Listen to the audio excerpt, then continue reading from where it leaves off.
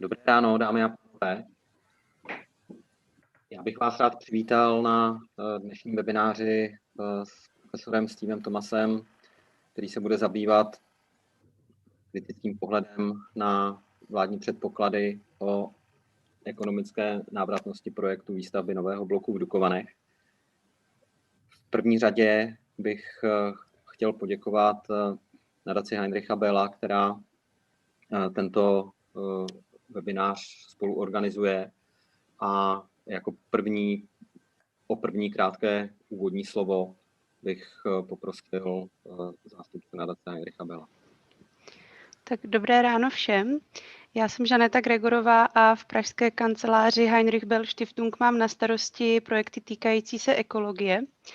A my jsme teď v takovém zvláštním období, kdy místo mě by vás samozřejmě na této akci měla vítat nová ředitelka, ale nastoupí až za měsíc, tak já se toho ujmu. A naše kancelář, ta pražská, vlastně v rámci České republiky, Slovenska, Maďarska a Chorvatska se snaží spolupracovat s partneři, kteří vidí situaci stejně jako my, což v tomhletom případě znamená, že si přejí Evropu co nejdříve bez fosilních zdrojů energie a samozřejmě také bez jádra, ale to samozřejmě zavazuje k tomu, že pokud chceme takováto řešení, tak musíme předkládat i scénáře budoucnosti a my se o to snažíme právě nejen s Callou a Hnutím DUHA, ale také s dalšími. A já už nebudu moc zdržovat a poprosím Karla, aby dnešní webinář zahájil.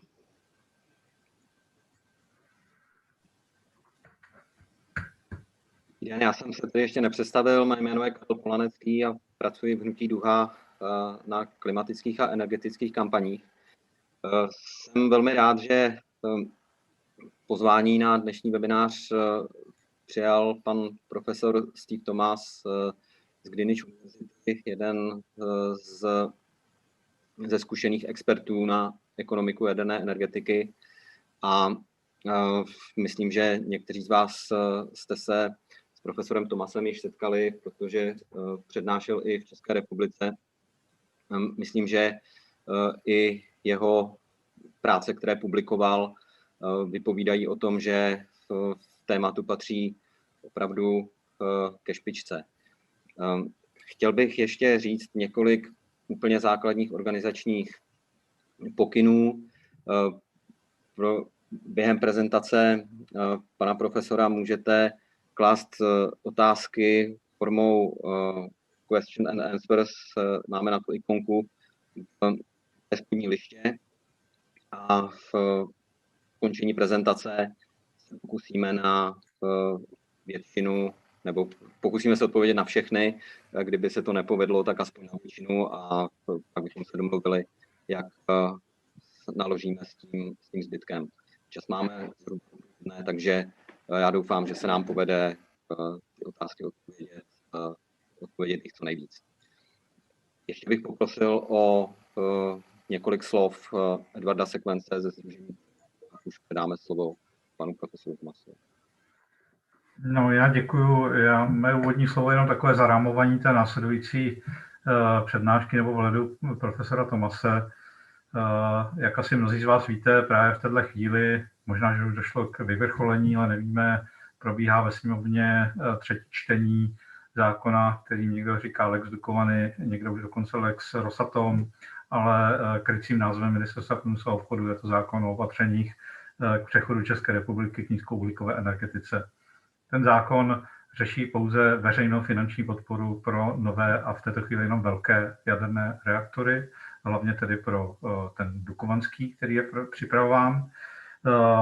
Dává dost štědrou podporu, jednak dává rámec pro vládní půjčku na celou stavbu, která dlouho bylo diskutováno, že bude ve výši 70%, ale poslední údaje ministra Havlíčka říkají, že možná až 100%.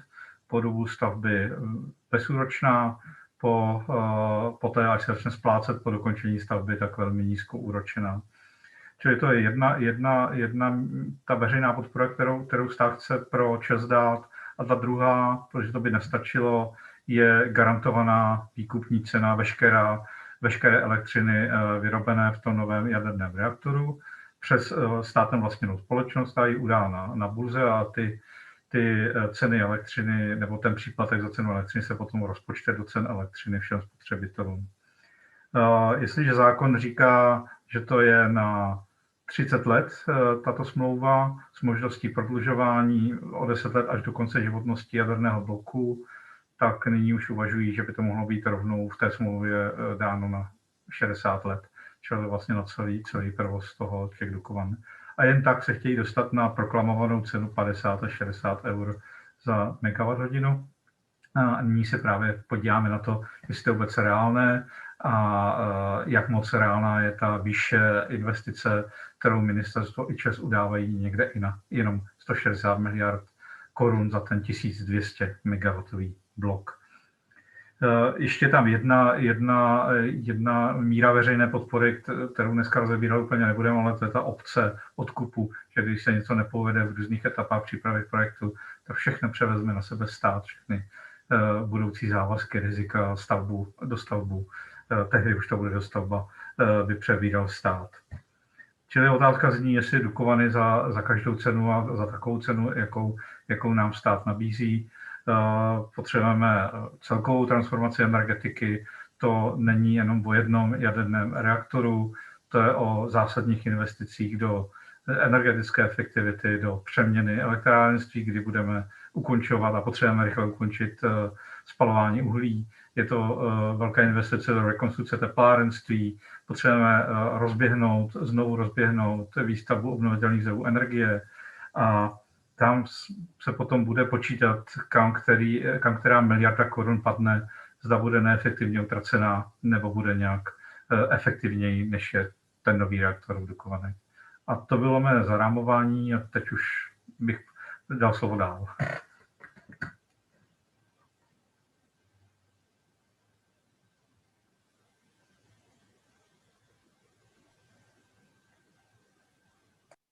Takže poprosíme Steva Thomase, aby nasdílel svoji prezentaci a začal s přednáškou.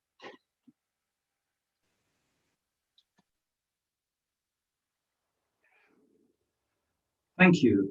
Let me try and put my presentation up.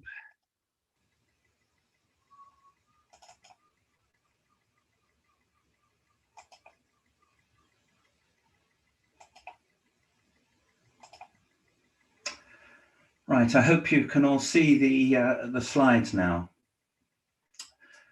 There are several countries around the world that repeatedly try to launch nuclear power programs and fail. Some of these are in Eastern Europe. The United Kingdom is a particular offender. South Africa is now trying again. And instead of learning the obvious lesson, which is that nuclear power is just simply not a sensible option, they keep trying again with ever larger subsidies. And that's what we're seeing with the Czech Republic. The UK has its own new attempt to launch a nuclear power program, and there are some interesting similarities and some differences to the Czech proposals, which I will try to identify as we go through. So what I want to talk about are the design options. There are 5 different designs that are being talked about. What would the construction cost be? What are the proposed finance arrangements? And finally, first of a kind costs. These are costs that arise with a first reactor of a particular design, and increasingly first of a kind is being used as an excuse for high costs. The reactor vendors say, look, the problem here is that it's first of a kind, and the next one will be much cheaper. So turning to the different designs, what are the things that you should be looking for in any design that you choose? Well, for Dukovany, a constraint is said to be that the output should be no more than 1200 megawatts because of cooling water. Clearly, another constraint is cost. How much is it going to cost to build a plant? Then we need to look at the experience with that design of constructing and operating reactors of that design. Another criteria we need to look at is whether that design has been reviewed in depth by a credible, experienced, independent regulatory body, because if the country that reviews a design first has a very heavy responsibility. Then there are political constraints, and finally, the finance offered. So the 5 reactor options that are talked about are the Areva Framatome EPR 1200, the Westinghouse AP 1000, the Korean APR 1000 plus, the China General Nuclear Hualong 1, and the Rosatom AES 2006. So let's start with the Framatome EPR. Areva collapsed financially in 2016, and the French government split the company into a fuel cycle company, Orano, and the reactor business, which was taken over by EDF and renamed Framatome. The European pressurized water reactor EPR has 4 coolant loops, giving 1600 megawatts, which is clearly too large for Czechia. Of the reactors that have been ordered and started construction, 2 are complete in China, Taishan. They were completed 2 or 3 years ago. They were 5 years late, and we don't know the construction costs. 1 is under construction, and I'm sure you all know about this one, the Olkiluoto plant, under construction since 2005, when it was expected to be completed in 4 years at a cost of 3 billion. The latest estimate is it will be completed next year. The cost estimate is 3 or 4 years old at 11.4 billion. The contract price was a fixed price, so whatever it cost to build the plant, Areva promised the price would be what was in the contract, and that contract was a major factor in the collapse of Areva. 700 million in loan guarantees were given by the French and Swedish governments, and it's not clear whether Swedish and French taxpayers will have to forfeit that money to repay the loans.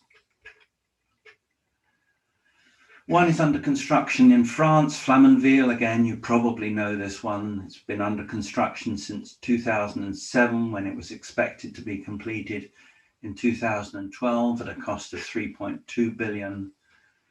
The latest estimate is that it will be 2023 at the earliest, possibly a year or 2 later. The cost is, according to EDF, 12.4 billion. And according to the Cour des Comptes of France, the French national auditors, they claim it will be 19.4 billion. And the losses on that plant are a significant factor in the need to rescue EDF. Électricité de France is in serious financial problems, and for the past 2 to 3 years, the French government has been trying to organize a rescue package which would see it split up into 2 or 3 different parts. 2 are under construction in the UK at Hinkley since 2018 and 2019. The expected completion in 2013, when the deal was agreed, was 2023 at a cost of 14 billion. The latest estimate is 2026 to 28, and the cost is now up to 22 to 23.7 billion pounds. There have been serious quality problems, particularly on the Olkiluoto and Flamanville sites, with manufacturing and with construction on the site. Areva has been faking quality control documentation over several decades, and the reactor vessel components supplied by Areva did not meet specification. In the UK case, this was not a big problem. We simply had to scrap them, and new ones are being made. But for Flamanville, it's a bigger problem because those faulty parts have been installed, and it's too late to replace some of them. The design has at least been reviewed by the Finnish, French, and Chinese authorities. But that's not the design that is being talked about. What is being talked about for Czechia is an EPR 1200. So the EPR that is being built is a 4 coolant loop plant. This would be a 3 coolant loop plant, so the reactor would be smaller and it would need 3 cooling circuits rather than 4. That design doesn't exist yet. Framatome had developed a 1200 megawatt PWR with Mitsubishi called ATMIA 1, and that was mentioned as an option for Czechia in 2019, but Framatome abandoned it in April 2020, so it's off the table. There are no other potential customers for EPR 1200, so the development costs and the first of a kind costs would all fall on Czechia, and Czechia's safety regulator would have the responsibility of being the first to review the design. Quite a similar story with the Westinghouse AP1000. There are 4 of these in service in the last 2 to 3 years. Also 5 years late. Also, we don't know the cost. 2 AP1000s started construction in the United States at the Summer site in 2013, 2014, when they were expected to cost $5.2 billion and be complete by 2017-18. The project was abandoned in 2017 when the costs had risen to about $25 billion. The US government had offered loan guarantees, but those were not taken up, fortunately for US taxpayers. The reason that this project went ahead was that the state regulatory body, the body that sets prices, had given very strong assurances that whatever it costs, those costs could be recovered from consumers, so consumers would be taking the risk. The other US project was at a site called Vogel, also started in 2013, expected cost $6.6 billion, expected to be completed 2017-18. That has gone back at least 4 years, and the estimated cost is now up to $19 billion. Loans were provided by the government for this plant. The US government loaned the money for the plant, and as with the other project, the state regulatory body, a different one, also gave strong assurances that whatever it costs, the utility could recover its costs from consumers. It's a more innovative design than the EPR, and there is talk about much more of the plant being built in factories rather than being built at site. And this was meant to reduce costs and improve quality control. But it seems the costs are no lower than for previous designs, and the quality control problems seem to have just moved from the site to the factory. And we have some of the major components, like the reactor coolant pump, suffering serious problems. For the Chinese reactors, one of the big factors in the delay was that the reactor coolant pumps were tested in America, sent to China, tested there, failed, went back to the United States, tested again, sent to China, tested again, failed, gone back. So there was this continuous to and fro. The design has at least been reviewed by the US, UK, and Chinese authorities. As with Areva, the problems with these plants bankrupted Westinghouse. Westinghouse was owned by Toshiba, and in 2015, because the Vogel and Summer projects were going so badly wrong, it signed a fixed price contract with the owners of the plant to complete the plant. A year later, it found that these estimates were far too low. They were about $6 billion too low. And soon after, Westinghouse filed for bankruptcy protection, and Toshiba itself was nearly bankrupted by the process. In 2017, Westinghouse was bought by a Canadian venture company, Brookfield, and Brookfield is now making big profits from Westinghouse. It's not clear how, and as with all venture capital companies, their plan will be to buy cheaply and to sell at a much higher price a few years later. Now, given that agenda, it seems unlikely that they would want to sell AP1000s, given that selling new reactors had bankrupted Westinghouse. Much better business is servicing and maintaining the existing Westinghouse plants, and Brookfield has made it clear it's unwilling to be exposed to any of the construction risk. As to support from the US government, the Trump administration did want to offer loan guarantees to support US vendors, but it's not yet clear whether the Biden administration will have the same policy. So moving on to the Korean option, the APR 1400. Two are operating in Korea after 8 to 10 years of construction, completed 2 to 5 years ago. One of them was shut down in 2018 for a long time because of a defective pilot operated stress relief valve. And that's a generic issue for all APR 1400s that has not yet been solved.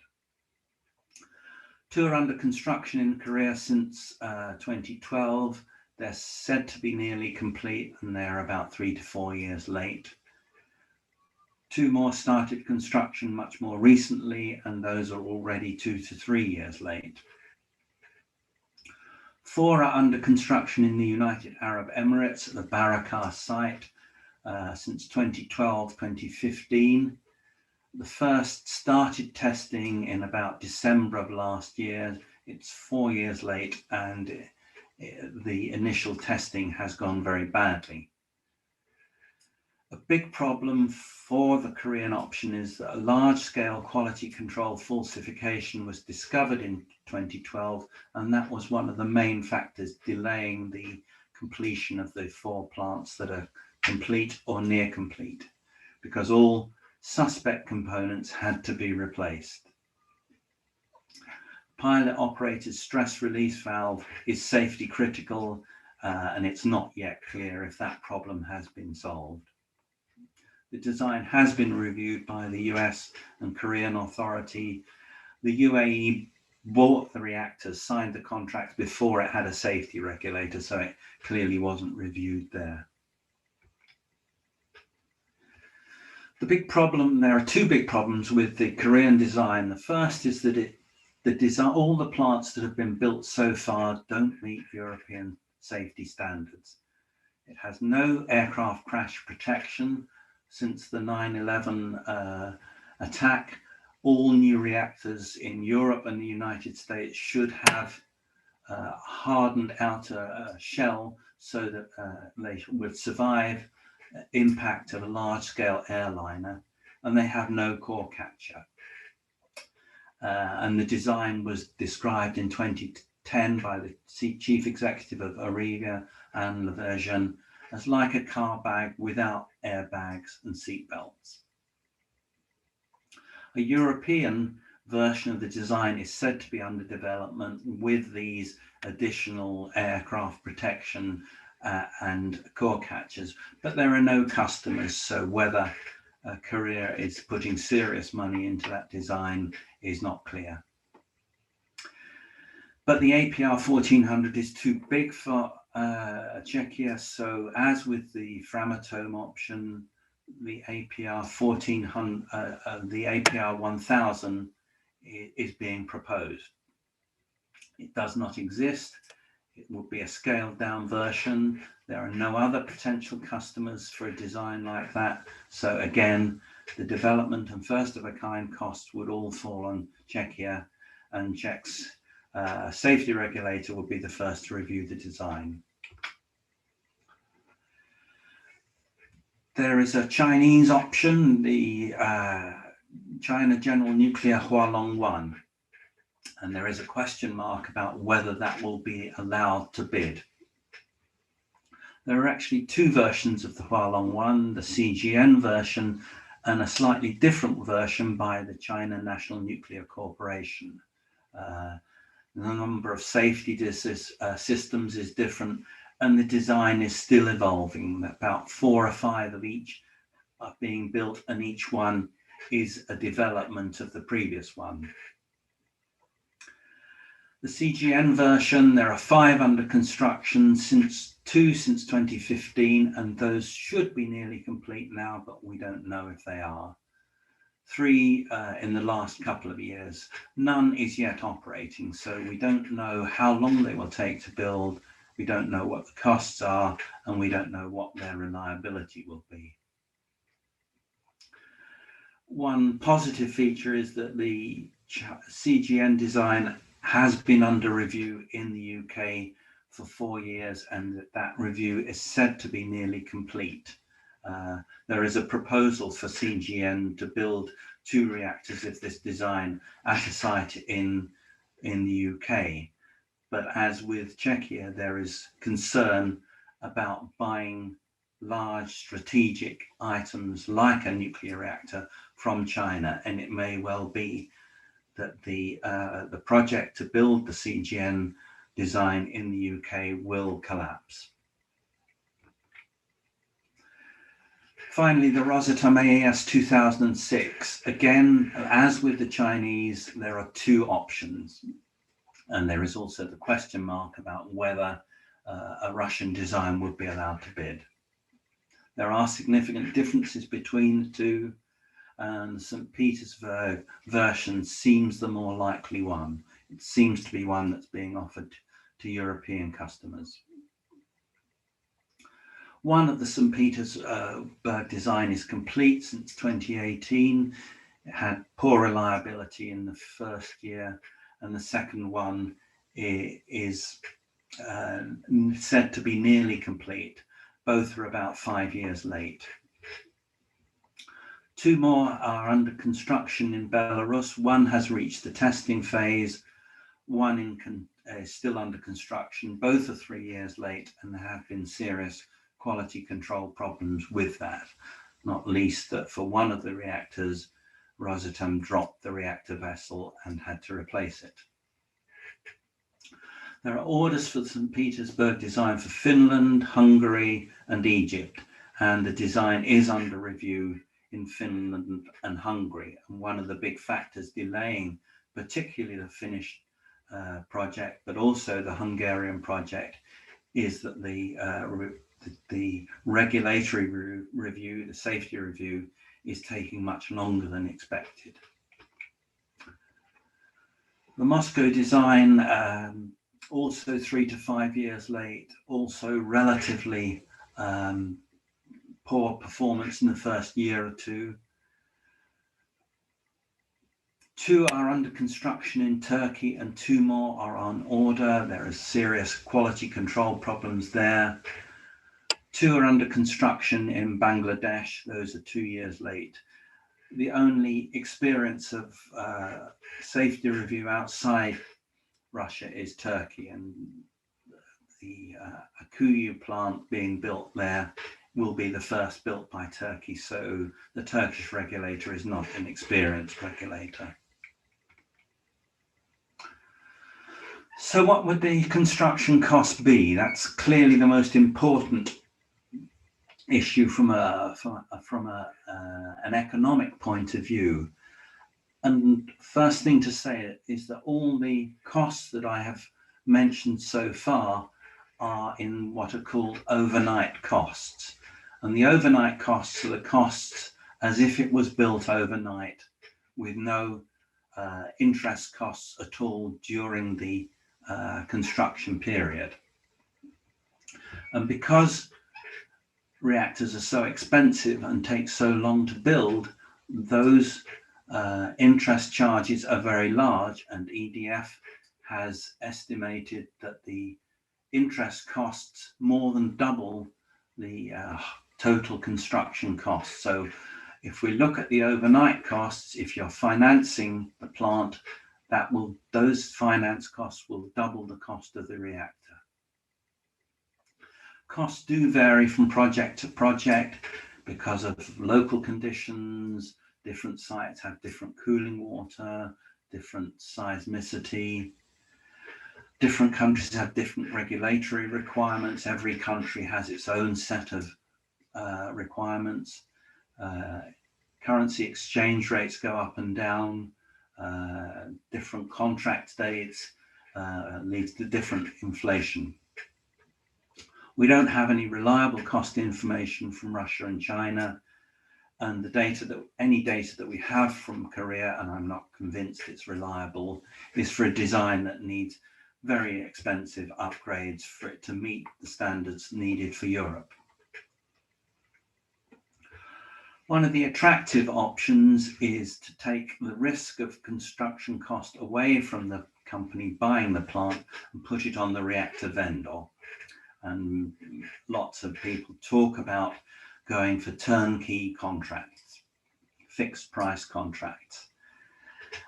And no sane reactor vendor will offer a fixed price contract. Westinghouse and Areva were both bankrupted by such contracts. So any idea that you can get a contract that will place all the construction cost escalation risk on the reactor vendor, you can forget.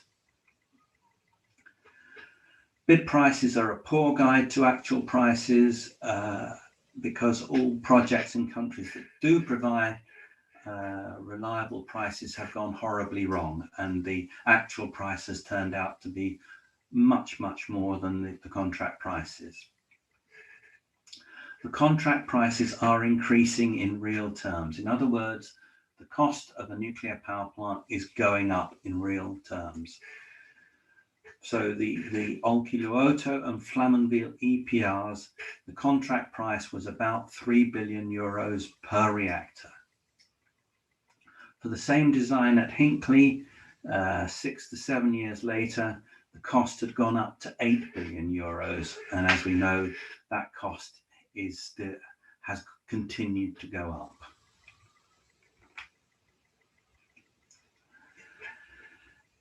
A common feature when governments relaunch attempts to build nuclear power plants is that they are based on wholly unrealistic cost estimates. And the UK estimated 2 EPRs would cost £5.6 billion. The 2013 deal was based on £14 billion. This was increased to £19.6 billion in 2019. And this last month, or January rather, it was increased again to 21.5 to 23.2 billion pounds. It's gone up again to 22 to 23.2 billion pounds, or about 27 billion pounds in 2020 money, about 30 billion euros. So the estimated cost at the moment, I was going to say it's the actual cost, but we don't know what the actual cost is going to be, is about 5 times what the government said it would be, and that was the basis for going forward with the programme. The cost estimate for Hinkley Point when construction started was about 21 to 23.2 billion in 2015 money, which is about 9,000 euros per kilowatt in 2020 money, about double the price assumed by the Czech government. The US, French and Finnish costs are no lower than the UK costs, so don't let anybody tell you that the UK cost is unrepresentative. It is representative. So what is the basis for the government's claim that they can buy a reactor for 4,500 to 5,000 euros per kilowatt? And I think the answer is that it's old data, or it's data on old designs, or it's data from countries which don't give reliable data. The average for Vogel, Hinkley, Olkiluoto, Flamanville is at least 7,200 euros per kilowatt. And when those plants are actually complete, it's going to be more than that.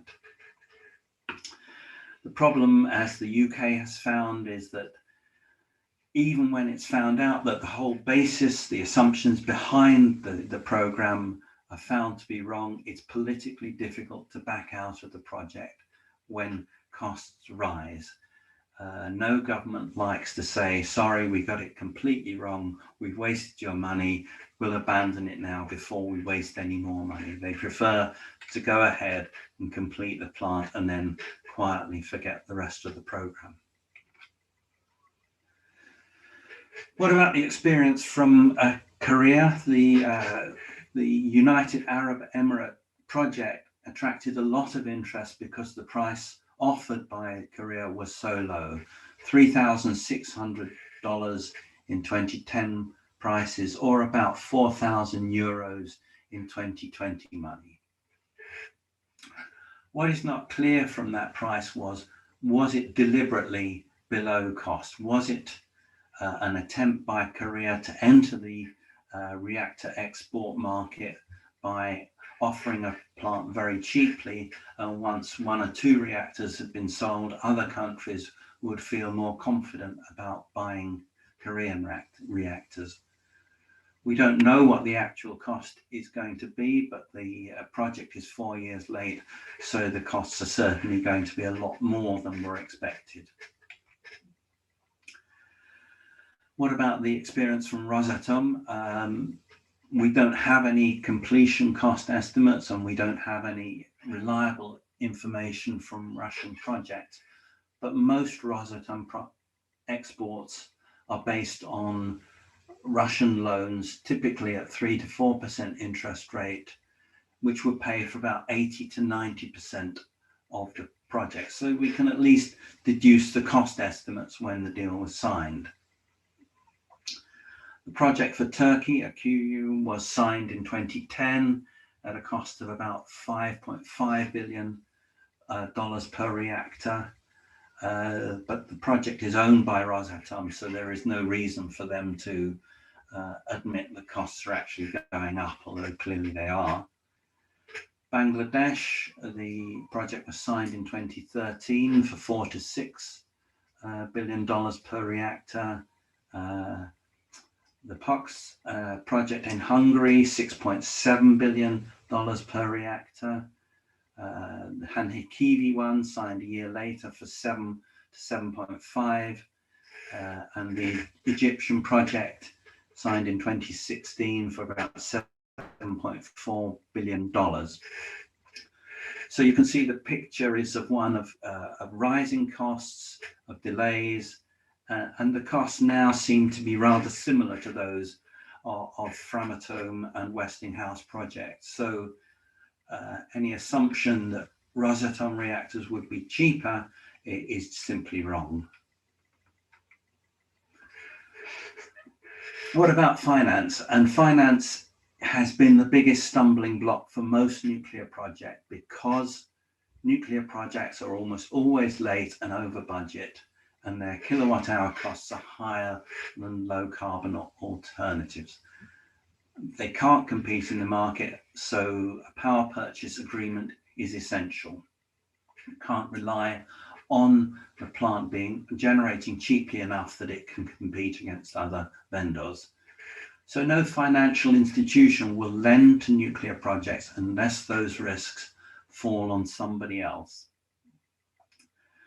This could be through the guaranteed cost pass-through. In other words, whatever it costs to build and operate the plant, consumers will pay it. So the risk is falling on consumers, not on the banks lending the money. That was the case in the two US projects. or it could be through sovereign loan guarantees or loan guarantees from the vendor's home government, so that if the project fails or collapses, the financial institutions will be repaid by taxpayers. So if the so for example, with the US project, if that fails, then US taxpayers will repay the companies that lent money to those projects. Russia and China facilitate loans from state-owned banks and loans. These loans have to be underwritten by the government of the country buying the project. So if the project goes wrong, Russia and China will be repaid by taxpayers, the recipient country. So for the POX project in Hungary, Hungarian taxpayers will have to repay the loans if the project goes wrong. So what about the proposal for Dukovanech? If you were relying on the government of the vendor to provide the finance, that would reduce the field to Russia and China, and as we've said, they may not be politically acceptable. The first proposal from May last year was that 70% of the cost would be covered by a state loan at an interest rate of 0% during construction and 2% during operation for 60 years. 30% would be provided by CHES at an interest rate of between, sorry, I can't see my figures, about 12%. And the importance of the 0% during construction is, as I said before, a very large element of the total construction cost is the cost of interest during construction. And if the interest rate is 0, then the interest during construction is 0. So effectively, that halves the cost of the plant. This proposal wasn't good enough. I don't know if CHES was not happy with it, but the latest proposal is that 100% of the cost would be covered by a state loan with an interest rate of 0% during construction and 2% during operation. The forecast power purchase price is 50 to 60 euros per megawatt hour with a 60-year power purchase agreement. So if the Czech government was offering these terms, then any of the 5 vendors that has expressed an interest is a possibility because the finance would be covered in that way.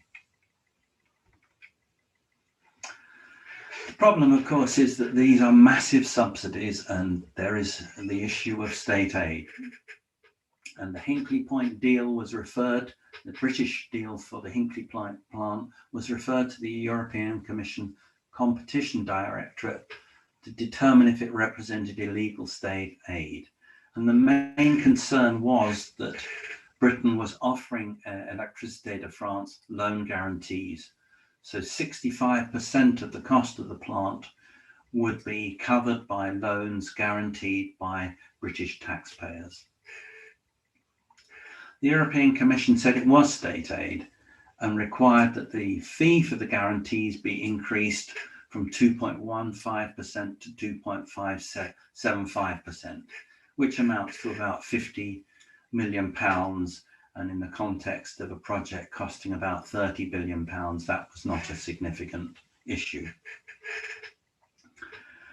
It said it was state aid, but it said that the Euratom Treaty required member states to promote nuclear power, and the Lisbon Treaty gave member states the right to determine energy mix.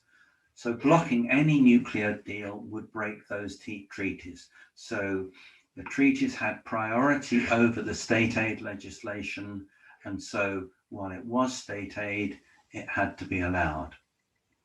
In fact, the offer of loan guarantees was not taken up because one of the conditions was that EDF had to provide cash collateral. In other words, it had to identify a pot of money that could be drawn on if the project goes wrong. And EDF probably did not have the money, so they were unable to take up that offer.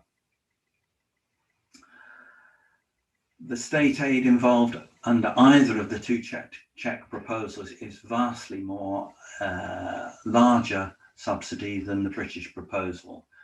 Would the European Commission be willing to allow this? And that would be a major issue that Czechia would have to face.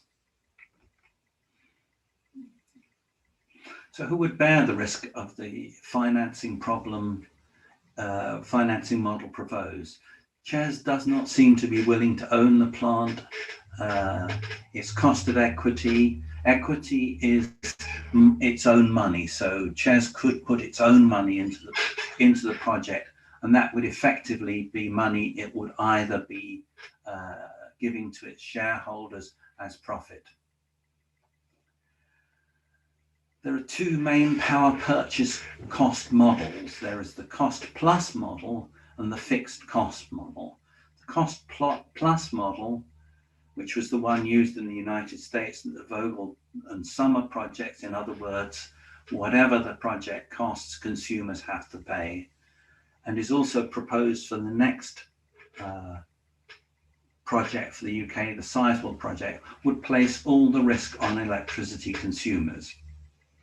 So whatever it costs, electricity consumers will pay. They are paying what is usually called in Britain, they are signing a blank check. The fixed cost model, which was the one used for Hinkley and is also seems to be proposed for Czechia, places all the risk on the plant owners. And EDF claims that this risk added 20% to the price agreed to Hinkley. In other words, the price was 20% higher than it would have been if the price had not been fixed.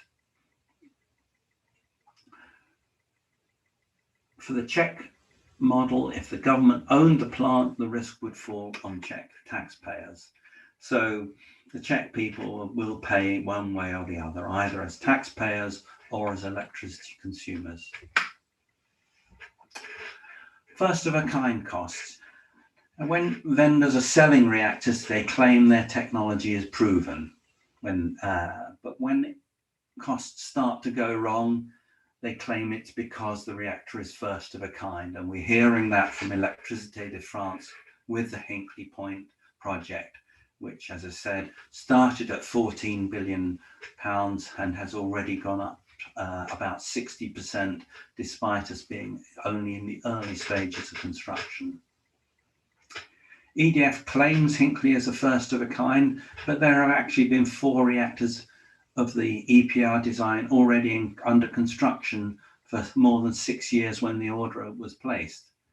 So how is it a first of a kind? And EDF talks about the particularly regulatory requirements of the UK, but it sounds to me much more like an excuse for things going wrong. It claims Sizewell, the follow-on project for the UK, will be 20% cheaper than Hinkley because it will be a copy. But actually, the projected costs is 22% more in real terms than the expected cost for Hinkley was when the Hinkley deal was done. So now it's saying it's going to be 20% cheaper than the latest cost estimate, but actually that latest cost estimate is much more than the original cost estimate. So I think we're going to get more first of a kind costs for Sizewell if we go ahead. The Hinkley price is worth looking at because it is a fixed price kilowatt hour price. And it was set in 2013 at £92.5 per megawatt hour on take or pay terms. So in other words, whatever could be generated had to be paid for, regardless if it was used. That price was indexed to inflation, and in 2020 money, we're up to about £112 per megawatt hour, about 130 euros per megawatt hour. If we compare that with the latest costs for offshore wind, they are about just under £50 per megawatt hour. So it's about 2.5 times the cost of offshore wind. And there will be another round of bids for offshore wind, and the price will go down again this year. The big problem for EDF is that they agreed that the construction cost and time escalation would fall on them. So if the cost did go up, they would still get just the £92.5 per megawatt hour, regardless of how much it had actually cost to build the plant. So the Hinkley deal was a strange combination of being a very bad deal for consumers because it was so expensive, but it was a very bad deal for EDF because they are taking the risk of things going wrong. In 2020, EDF offered a breakdown of that £92.5 per megawatt hour. It's not clear to me whether it's a real breakdown or whether it's a rationalization, and it's meant to show that power would be much cheaper if the risk did not fall on EDF. In other words, it's a way of selling the new model for Sizewell. So EDF's breakdown was, of that £92.5 a megawatt hour, £18 or about 20% was the construction risk premium for a first of a kind. In other words, the financing cost would add that much because the plant was a first of a kind and therefore riskier. There was also a construction risk premium of £18 a megawatt hour, the same, about 20%, and that's the general nuclear risk, that financiers are going to add that amount of money because nuclear nuclear projects are risky. The financing costs without the risk premium, in other words, if the risk premium didn't fall on the bank, did not fall on EDF, but fell on consumers, was £26 per megawatt hour. Operations and maintenance, about £20 per megawatt hour, and repaying the construction cost, about £11 per megawatt hour. So you can see that EDF is trying to show with these figures that the risk is a very expensive thing, and if they didn't have to bear it, it would be, the power would be much cheaper. Of course, the risk doesn't go away, and if they don't bear it, someone else has to bear it, and that's going to be British taxpayers and British electricity consumers. So the final conclusions.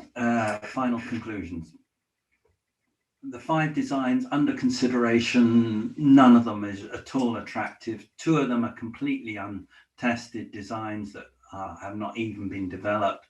There would be lots of extra costs and responsibilities falling on Czechia. The experience with AP1000 and AS2006 is very poor, and the no independent review of the AS2006 has been complete yet, but the Finnish review is taking a long time. The first CGN Hualong 1 is not yet complete, and we have very little experience, information on the construction experience. The UK safety review is not yet complete. It should be complete this year, but we don't know what it will be yet. All of those options where there have been any experience have suffered serious quality control issues. Finally then, the assumed construction cost for Czechia of 4,500 to 5,000 is totally unrealistic. It's only about 2/3 of the known prices for modern technology, and even with the huge financial subsidies that are being offered in terms of very cheap loans, the realistic power price would be much higher than the 50 to 60 euros per megawatt hour claim. The finance arrangements represent a huge subsidy. As I said, EDF assumes that claims that the finance cost doubles the overnight cost. So if you have a reactor that's expected to cost maybe 6 billion euros, as would be the case for Czechia. If it was being financed, the actual cost would be 12 billion euros. 2% loan for the life of the plant would be a massive subsidy, and it's not clear to me whether the European Union would be prepared to allow this deal. Reactor vendors, as I said, usually claim their designs are proven when selling them, and when the costs turn out much higher, this was because of first-of-a-kind costs, and the next plant will be much cheaper. So this one hasn't done very well, but the next one will be much better. So please buy the next one. Thank you. That's the end of my presentation.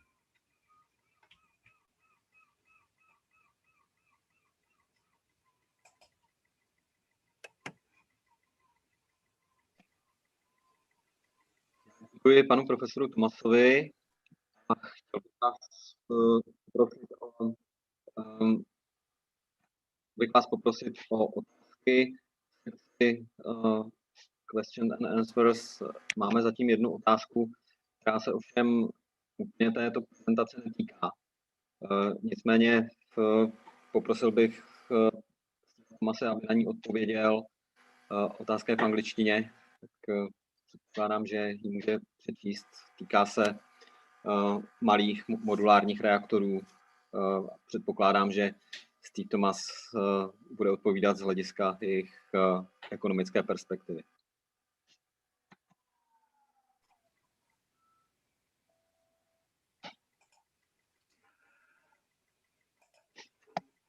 Yes, small modular reactors are being promoted in the United Kingdom and the United States. It's a misleading term in the sense that it implies that there are a set of reactors that are rather similar, and in fact there are a huge range of reactors, the whole spectrum of different designs. And all they have in common is they are much smaller than the ones that we have on offer. But you can essentially divide them into two categories. First category is the ones that are basically scaled down versions of the plants that have been built around the world. In other words, pressurized water reactors like Temelin, Dukovanech, and so on. And the second type are the ones that involve radical new designs that have either not been tested on a commercial scale, or where they have been tested, like fast breeder reactors, have a very poor record. The radical designs are a long way off. I think the Generation 4 Forum, which was the international body set up to promote these radical new designs, is talking about them being commercially available from about 2045 onwards, and 2045 onwards is never, in my view. The scaled down pressurized water reactors are, at least from a technical point of view, likely to work. Pressurized water reactors have been operated for 60 or more years, so there's no reason to believe that they won't work. The leading design is a new one called NuScale, and that's at about 77 megawatts per reactor. And the claim for SMRs is that they will be cheaper because you can make the components in factories on production lines, rather than assembling and doing fabrication on site. So the main parts of the plant are built in a factory, loaded onto a truck, and then bolted together at the site. And it's said that factory methods will reduce costs significantly. And of course, they have to reduce costs significantly because reactors are as large as they are to get scale economies. In other words, the reactor vendors have increased the size of the plant to make them cheaper. So if you're going to now scale down from 1600 megawatts to 80 megawatts, you're clearly going to lose a lot of scale economies. The problem is that you don't know until you have actually tried it whether those production line economics will actually work. Will they be so good that you will more than counterbalance the lost scale economies? What you need to do is to build 20 or 30 of these on a production line and then see what the costs are, which seems to me a very big gamble. The most advanced design, or the one nearest deployment, is called NuScale, and that's 77 megawatts per reactor. There are no orders for this design. There is one project that is being developed in the United States. It does not have enough investors, and the first plant is not expected until after 2030. So I would say that small modular reactors, if all goes surprisingly well for a nuclear project, won't be available till somewhere around the 2030s. But my strong feeling is that they will be yet another nuclear technology that is talked about and then is quietly forgotten when it actually fails or does not produce viable commercial designs.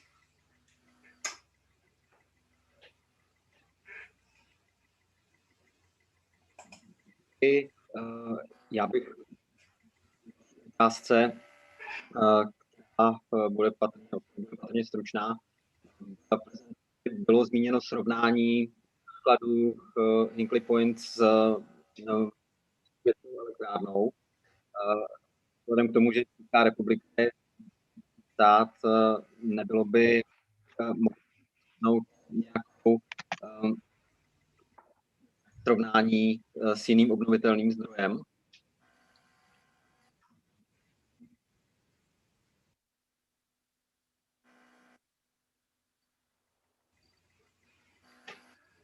Yes, the UK is very lucky with its renewable resources. It has good onshore wind, it has good offshore wind.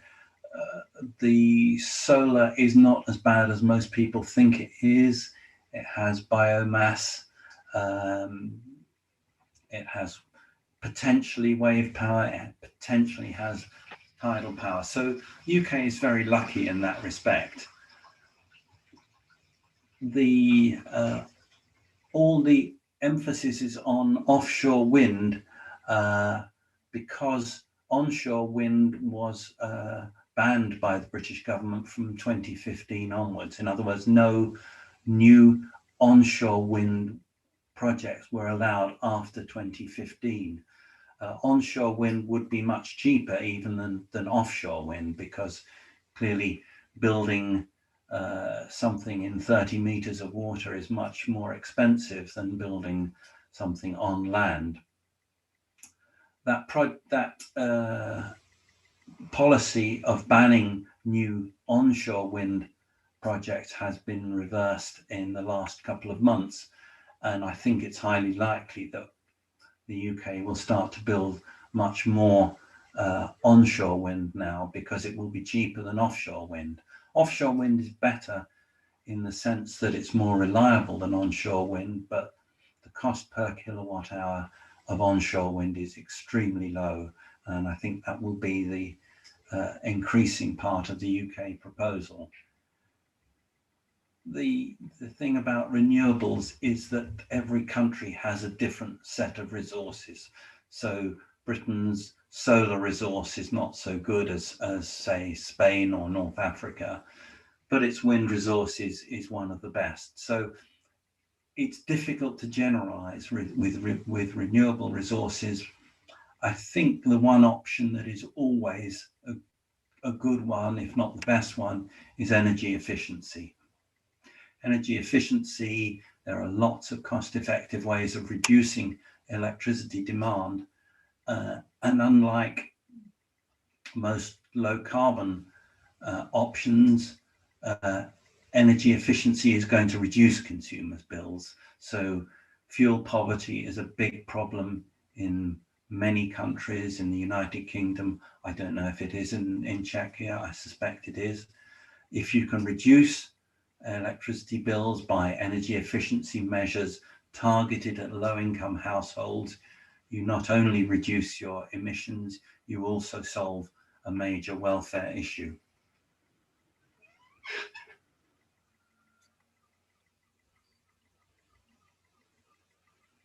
Já bych poprosil odpověď na otázku anglicky, protože ta druhá, ke které se vrátíme, je spíš taková filozofická. Ale ta třetí otázka je konkrétní a je psána anglicky, tak jestli na ní můžete odpovědět.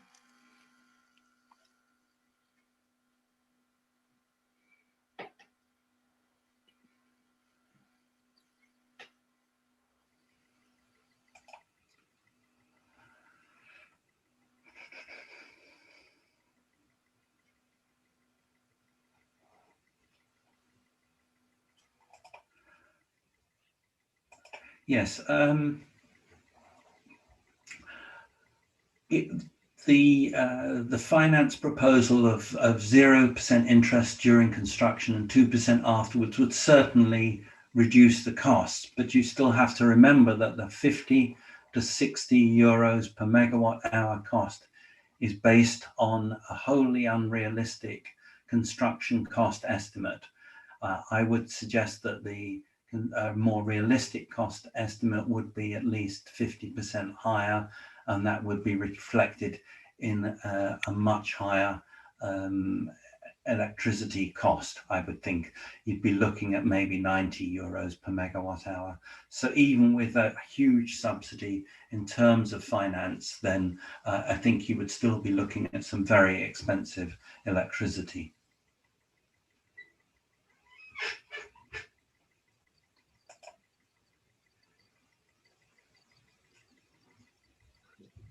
Poprosil bych o odpověď na další otázku, která je psána anglicky.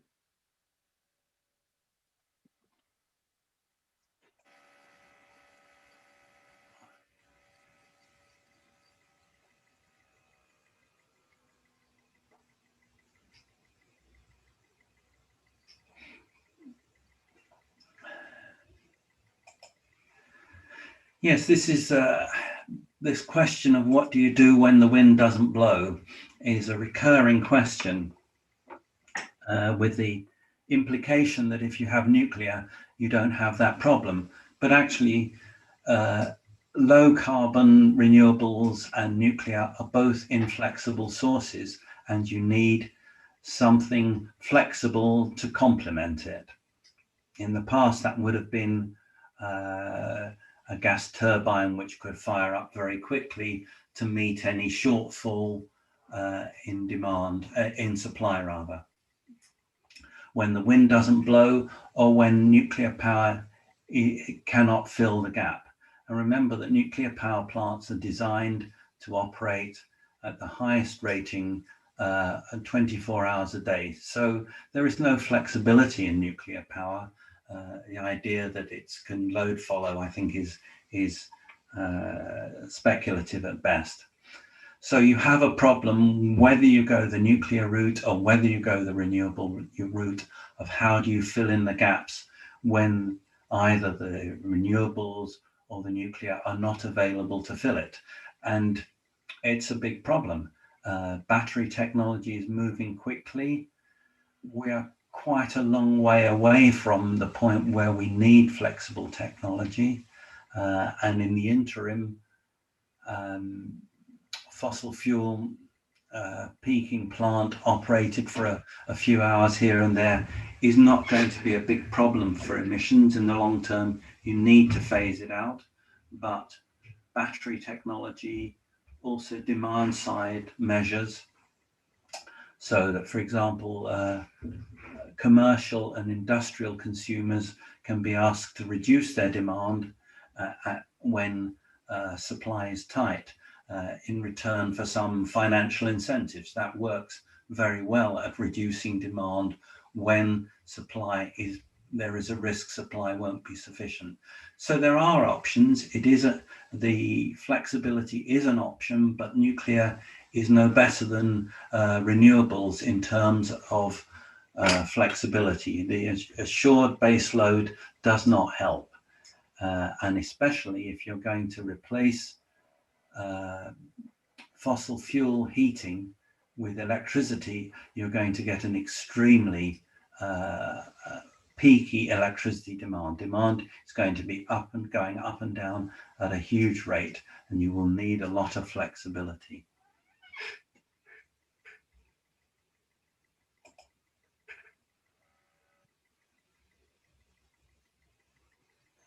K té otázce, kterou jsem přeskočil, co může být obecně v pozadí zájmu politiků o zjevně ztrátové megaprojekty?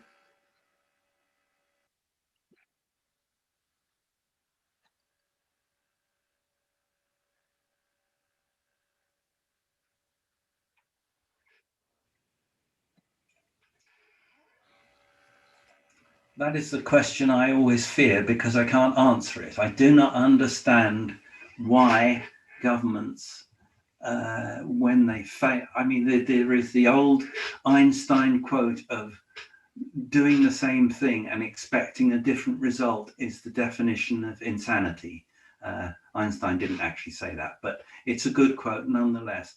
I don't understand why governments keep going back to nuclear power, why they keep believing the nuclear industry when they said, look, it didn't go well last time, but we've got this new design, or we've got this new finance scheme, or we've got this new way of doing things that's going to make it all much better. So you could understand nuclear power being given a second chance once, maybe even twice, because it appears to be a very large source of electricity.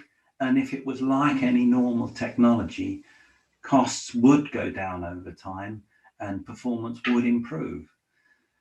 But it's not a normal technology. Costs aren't going down, they're actually going up. Performance is not improving, it seems to be pretty stable. So I do not understand what it is in nuclear power that appeals to politicians.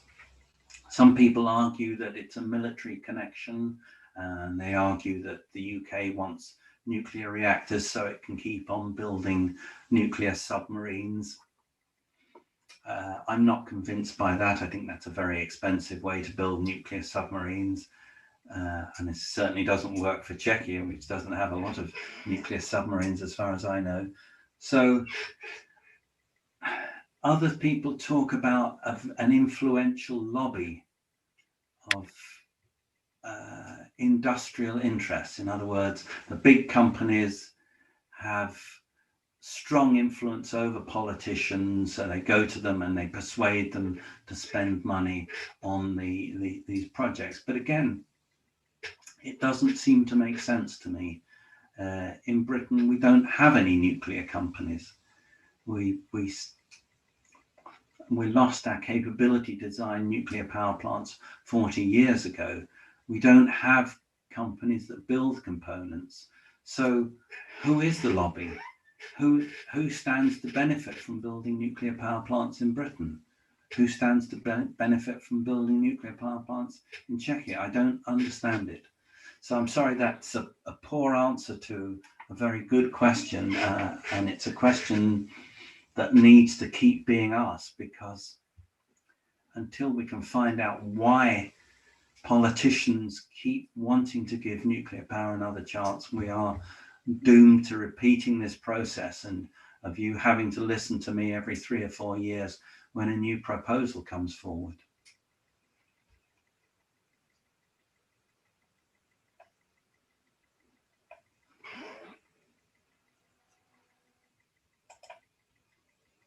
Děkuji. Já bych přešel k otázce pana Larmera.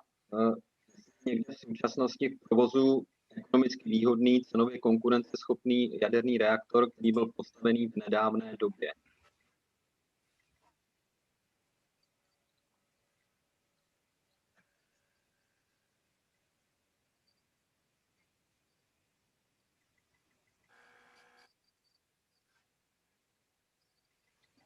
The short answer is no. The 5 options that Czechia is looking at are the 5 available options. There aren't other options out there. Czechia is not missing out on the one that really would work. That's all that's on offer. Where we know the costs, we know they are disastrously high. We simply don't know the costs from Russia and China and Korea. But given that those countries are trying to export reactors, they are very unlikely to admit publicly that their reactors are very expensive, because that wouldn't be good for selling them. So I'm very skeptical about any data that comes from Russia, China, and Korea. I think on China, people there is a strong belief that China is going ahead rapidly with nuclear power, and that's actually not been the case for 10 years now. From 2007 to 2010, it was starting building about 7 or 8 reactors per year. Since the Fukushima disaster, it's only started to build about 10 reactors in total. So China is not going ahead with nuclear power on any scale. Despite that large number of reactors being built, nuclear power only accounts for about 3% of China's electricity. So China could turn off its nuclear power plants tomorrow and would still be able to meet its electricity demand. So my feeling is that China has found that nuclear power is very expensive, and that's really why it's not going ahead with nuclear power. It tried to build Westinghouse AP1000s, tried to build Framatome EPRs, and found they were too expensive. It's now trying with its own design, but I have a strong suspicion that that will be no more financially attractive.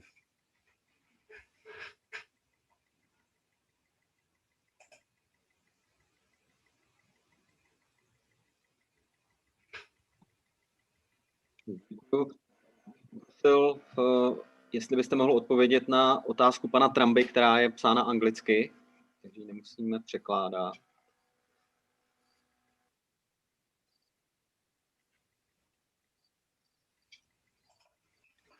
Yes, that again is a difficult question. I mean, nuclear is not an option, so you have to do something else. And I'm not going to claim that the alternatives are easy. As I said, energy efficiency is the first thing you should be doing, because it reduces carbon emissions, but it also reduces consumers' bills at a time when they're going to need cheaper electricity if they're going to run their cars on electricity and heat their houses on electricity. So we need energy efficiency.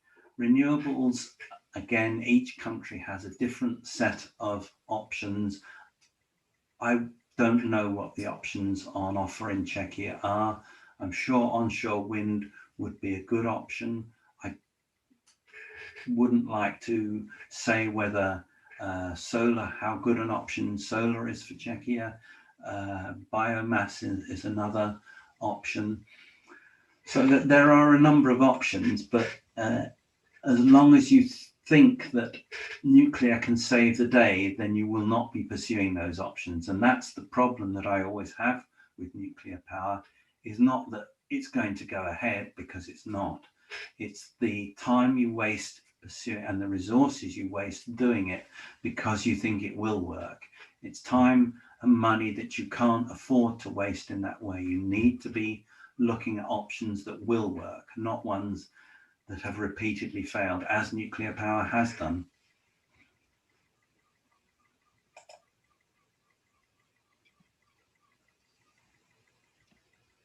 Bych vás poprosil o odpověď na otázku pana Kloze. Kdyby neměl jinou možnost, než si z těch nabízených možností nabízených reaktorů, který by to byl? Kdybyste měl tu odpovědnost a neměl jste možnost říct, nevyberu si žádný.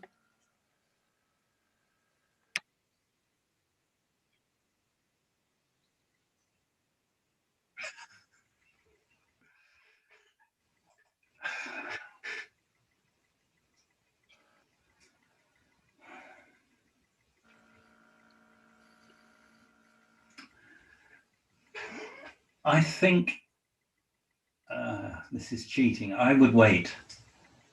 I would wait and see experience with Hualong 1, whether it can be completed on time in China, whether it completes the safety review in the United Kingdom. I would want Czechia not to be the first export of that particular design. So in the sense that all the others are so bad, I would probably go for Hualong 1 because we don't know it's bad yet, but it may well be bad. So I think that's an impossible question, but I would not go near Framatome EPR. I would not go near Korea. I would not go near AES, and I would not go near Westinghouse.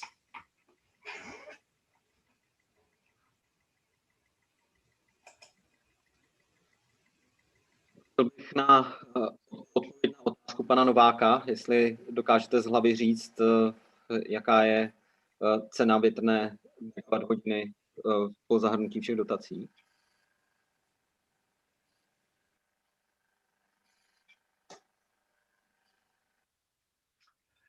Yes, the way that renewables are being built in Britain is through capacity auctions. In other words, the government says we have a certain amount of money to spend on renewables. Bids should be placed, and the cheapest bids will be given go-ahead. The amount of money available would be to pay the difference between the wholesale market price and the price bid. So, for example, if the wholesale market was £40 per megawatt hour and the bid was £50 per megawatt hour, there would be, in some senses, a subsidy of £10 per megawatt hour. But that's not a subsidy to the owner of the plant. They do not receive that amount of money. In terms of the prices, they're going down so rapidly, it's very hard to keep track. The first offshore wind farms were given a contract in 2014 for about £140 per megawatt hour. Then in 2017, I think it was about £75 a megawatt hour. In 2019, it was about £40 per megawatt hour. This year, there will be another auction, and the expectation is that the price will be even lower than £40 per megawatt hour. Those are, as I say, those are the actual prices. There is no, the companies building the plant are not given a subsidy to build the plant. That is the price that they will be paid. The likelihood is that those prices will soon be below the wholesale market price. So offshore wind will actually be cheaper than the wholesale market, and there will be no subsidy whatsoever. In fact, money will have to be paid back to consumers.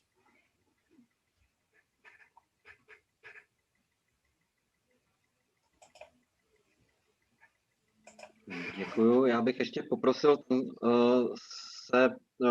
pan Luděk se pokusil rozvinout diskuzi na zajímavé téma v konfliktu mezi obnovitelnou a jadernou elektřinou v případě, že je obojího nadbytek, takže jim to škodí ekonomicky. Ta otázka je psaná anglicky.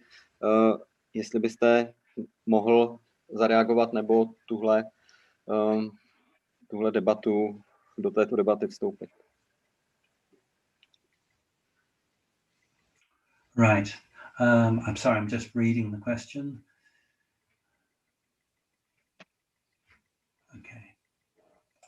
I think the combination of nuclear and renewables is possibly the worst of all worlds. I think nuclear would work in some senses. Renewables would work in some senses.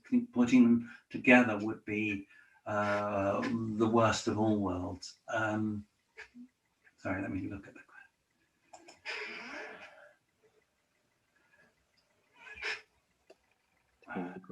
I think. Reakci. A máme tady poslední otázku, která se týká jaderného odpadu a je položená anglicky, takže její konkrétní znění si můžete přečíst.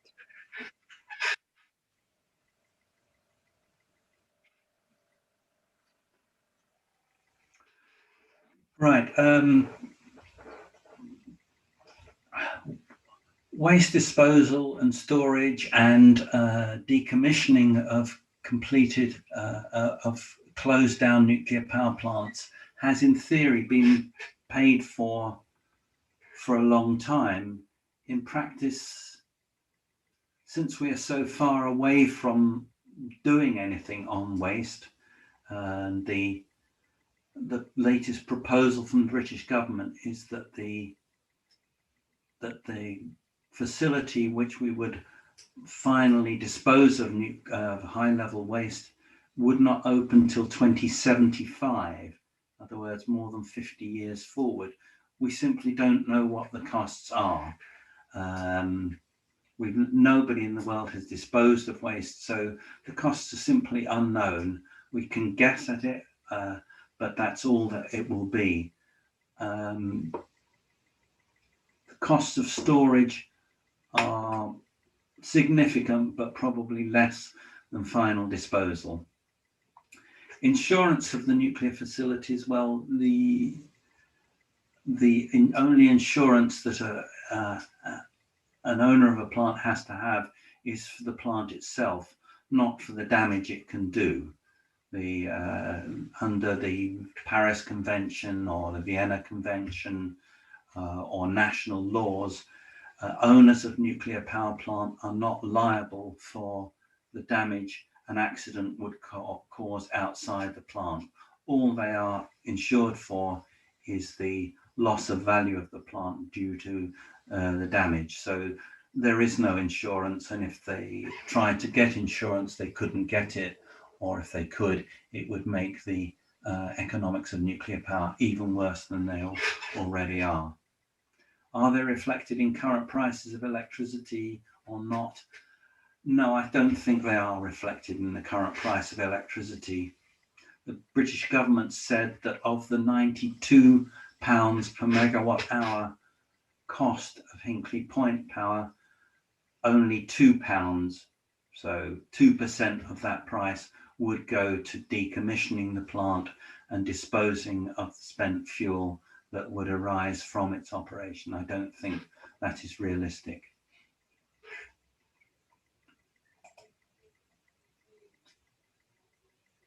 Já děkuji za odpověď. Ještě jsem dostal zprávu, že se někdo z účastníků přihlásil, aby položil otázku přímo.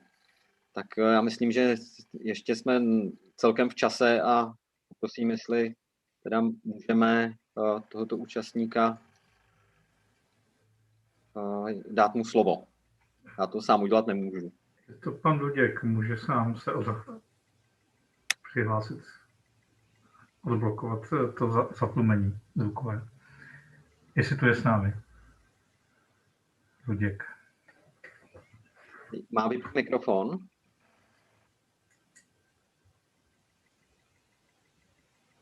Okay. Účastník bohužel došlo k nějaké poruše, nebo ten účastník už odešel. Chtěl za sebe panu profesoru Thomasovi poděkovat jednak za prezentaci a jednak za zodpovězení všech otázek. A pevně doufám, že se nám podaří tyto informace ještě více dostat k těm správným uším. A věřím, že českou debatu mohou významně ovlivnit. Děkuji všem účastníkům za účast a přeji vám hezký zbytek dne. Děkuji tež. Naschledanou. Naschledanou.